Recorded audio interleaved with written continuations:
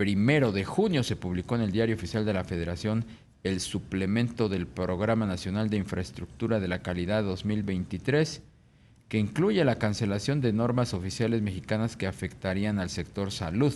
Vamos a platicar con Javier Tello, médico cirujano, analista en políticas de salud, a quien saludamos con mucho gusto. ¿Cómo estás, Javier? Muy buenas tardes. ¿Qué tal, Darío? ¿Cómo estás? Qué gusto. ¿Tuvo alguna afectación el sector salud con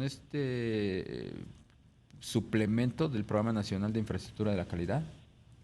Bueno, no en este momento, pero aquí lo curioso es que eh, se hace el anuncio de una cancelación directamente. Y bueno, tú sabes cómo funcionan las normas oficiales, cómo funciona este suplemento del Programa Nacional de Infraestructura, en donde se anuncia, bueno, cuáles son obsoletas, cuáles hay que modernizar, cuáles hay que cambiar y todo. Y lo que sorprendió fueron dos cosas, Darío. Uno, que se publicaran 35 normas que, si bien algunas tienen que ser modernizadas y tienen que ser cambiadas o actualizadas, ¿sí? Dice que se van a cancelar. Pero en respuesta a esta noticia, nos encontramos con que Hugo López-Gatell no dijo que se fueran a cambiar unas por otras o que fueran a actualizarse, sino que dice que se tienen que cancelar porque no hacen falta. Y es esto lo que inmediatamente llamó la atención. ¿Por qué, Darío? Bueno, como tu auditorio seguramente sabe, las normas oficiales lo que hacen son estandarizar procesos, productos, servicios, etcétera. En el caso del sector salud, las normas oficiales mexicanas están haciendo las veces de lo que hay en otros países, que son guidelines o guías de atención médica, pero que son perfectamente aprobadas por los grandes grupos médicos y que incluso pueden llegar a ser debatibles en una corte o algo así. Es decir, la norma oficial mexicana te da el requerimiento mínimo que se debe de cumplir para un diagnóstico, para una atención, y, etcétera, ¿sí? En el momento en que tú quitas una norma y no pones algo más, que es en el caso en donde nos encontraríamos seguramente, ¿sí? Dejas entonces a la atención de ese paciente a no sabes exactamente qué reglas, o lo que dicho de otro modo, a criterio de cada institución. Una institución que tenga muchos recursos y grandes, que ya no hay, ¿no? Pero bueno, que tuviera grandes recursos y una gran inventiva para investigar, seguramente que iba a llevarte a estándares internacionales, mientras que otras instituciones que no tuvieran nada, pues tendrían ellos se reservarían el derecho de atenderte hasta donde se pudiera o con lo que se pudiera. Y tú no podrías ir entonces a argumentar o a presentar un amparo en una corte para decir, oye, es que la norma dice que me tienen que dar esta atención con estos medicamentos, ya sabes para dónde voy, y entonces, pues sabes qué, entonces, ahora qué vamos a hacer, ¿no? Ese es el problema, que se publicó claramente un texto que dice fecha de terminación, normas vigentes a ser canceladas, y que Hugo López-Gatell dijo que serían canceladas y que lo defendió con un argumento de que actualmente ya se le da tratamiento a 33,000 o 35,000 enfermedades en México con una buena calidad, lo cual, bueno, está por verse. Claro, Javier, buenas tardes, te saluda Rogelio Varela. ¿Qué tal, Rogelio? Javier, existe preocupación sobre todo en la comunidad que tienen enfermos de cáncer por digamos que por la complejidad, por lo oneroso, por la falta de recursos que hay en el sector salud para atender este tipo de padecimientos. ¿Cómo va a impactar esta eliminación de normas? Pues mira, eso es lo que falta por ver, porque cuando una norma la quitan es porque ya tienes otra medida que vaya a sustituirla o la actualizas por una mejor. Aquí no tenemos un programa de actualización y eso es lo que más duele. Si estas normas eran obsoletas, ¿por qué no se entró en una suerte de programa masivo de actualización que durante 6 meses o un año, porque ustedes saben que no es fácil actualizar una norma oficial, ¿no?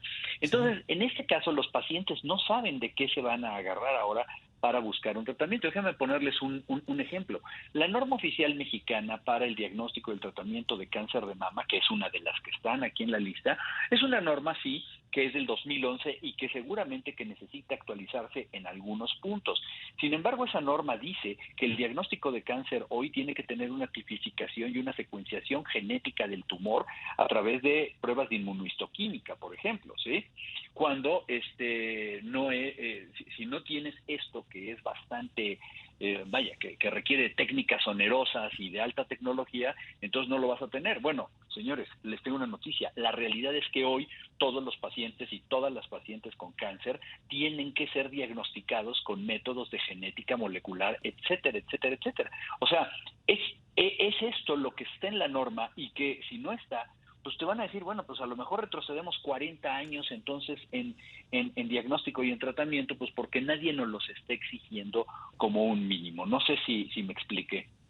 Sí, ¿qué otros padecimientos importantes pues quedan de alguna manera vulnerables ante la indefinición de una norma? Qué bueno que lo preguntas. Fíjate, esto es muy curioso, porque curiosamente vamos a encontrar aquí, primero que nada, el sobrepeso y la obesidad, justo cuando en este momento tenemos nosotros una gran epidemia de sobrepeso y obesidad, y que tú has visto que de hecho la comunicación gubernamental ya no encuentra por dónde mandar medidas y buscar culpables, etcétera, ¿no? Para esto, bueno, quitan la norma. Entonces, ¿cómo pretendemos, sin una norma de diagnóstico mínimo, el poder siquiera tener un diagnóstico formal, ¿no? Encontramos también la de la diabetes. Entonces, imagínate, tenemos obesidad, tenemos cáncer de próstata, cáncer de mama, tenemos diabetes mellitus, y bueno, bastantes otras como la lactancia materna, por ejemplo, la prevención de la leptospirosis, el control de intoxicación por la picadura de alacrán, que por cierto escuchaba yo al doctor Héctor Jaime platicar por qué era necesaria esta norma, porque dice, pues es que en el estado de Guanajuato lo hacían de una manera y en el estado de Jalisco lo hacían de otra, ¿no? Los vecinos con el mismo alacrán.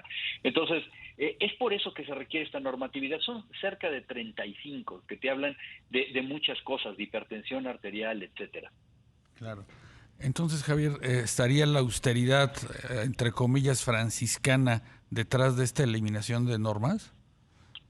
Mira, técnicamente hablando hay un poco más que eso. Es por un lado esta austeridad que dices, pero no lo digo yo, lo dijo Hugo López-Gatell. Él sospecha que además adentro de los textos, y lo voy a citar a él, de estas normas, hay intereses comerciales hasta de la iniciativa privada. Entonces, ya sabemos por dónde va la cosa. Es una cuestión ideológica y es una cuestión meramente financiera.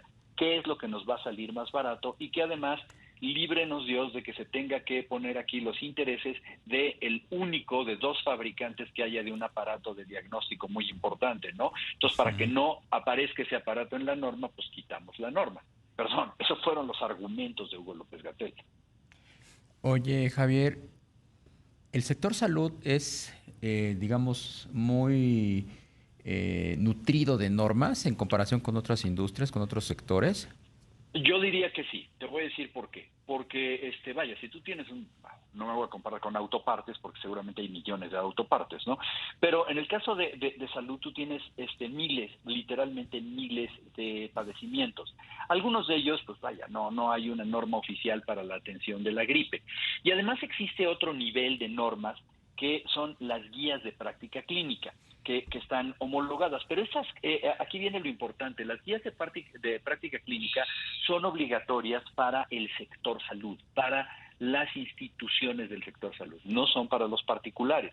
En cambio, las normas oficiales mexicanas te dicen cómo debe de ser atendido tu cáncer en el sector privado y en el sector público, ¿sí? O sea, tu oncólogo, tú puedes ir a la corte y demandarlo si no está siguiendo una atención que vaya por acá. Y te repito, esto se basa, ¿por qué las tenemos? Bueno, por suerte, qué bueno que las tenemos. Pero en los países donde no las hay, estas vienen, están siendo suplantadas, se siguen las guías de práctica clínica que han establecido cada una de las sociedades médicas. Por ejemplo, la Asociación Norteamericana del Corazón, la American Heart Association, marca las guías para tratamiento de hipercolesterolemia, para el tratamiento de hipertensión arterial, para el tratamiento de arritmias, y se siguen porque ellos son el órgano máximo. ¿Cuál sería ¿cómo cambiaríamos esto? No lo tenemos hoy. ¿Cómo lo cambiaríamos? Lo cambiaríamos si existieran una serie de guías clínicas que estuvieran certificadas por una autoridad como la Academia Nacional de Medicina de México. Bueno, mientras todo esto que te acabo de platicar sucede, necesitamos las normas, ¿sí? Claro. Pues Javier Tello, médico cirujano, analista en políticas de salud, bastante claro todo tu planteamiento, toda la explicación que nos compartes esta tarde sobre la importancia de las normas oficiales mexicanas en el rubro de la salud. Muchísimas gracias por atender a nuestra llamada. Darío, Rogelio, les mando un abrazo. Otro para ti.